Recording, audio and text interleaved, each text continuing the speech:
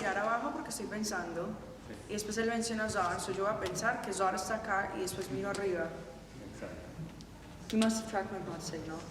When I wake up, when I'm at the table and I get up, that was my first day on the job, officially. It was my emaciated look, which was so much fun. And it's also the day that, for me, felt like was the most raw and honest for her. Okay, give me a more aggressive who are you? You can't remember these are the guys that saved you. They could be the Russians. And action. Who are you?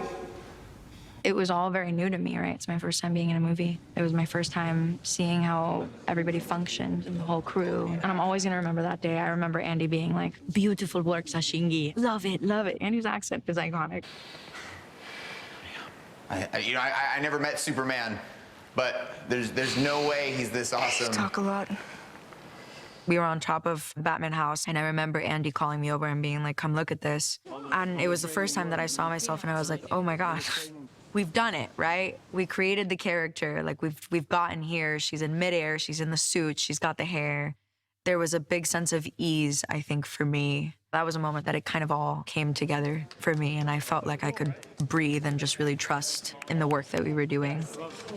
I got to go to the set and really see it from the ground up how this thing was being put together. Great example is the Supergirl reveal when she's first wearing the costume, that amazing shot of her. And I think it's just one of those environments where you just feel inspired musically. I mean, that all comes from Andy and his choices.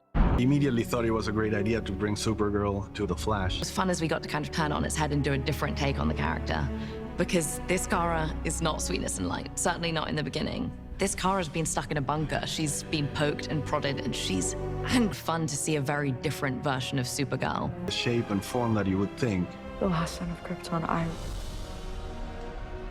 I was sent to protect him. We were very aligned in how human we wanted her to be, because she is alien times the loneliness. Girl that everyone knows. You know, the blonde, blue-eyed girl that everyone expects. Suffering that she goes through after she even lost her parents and her planet, and I think everyone...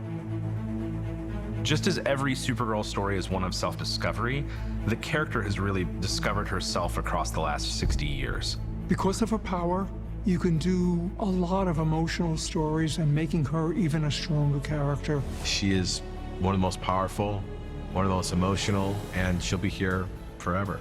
I think what's made her popular is the fact that she's become a symbol of female empowerment.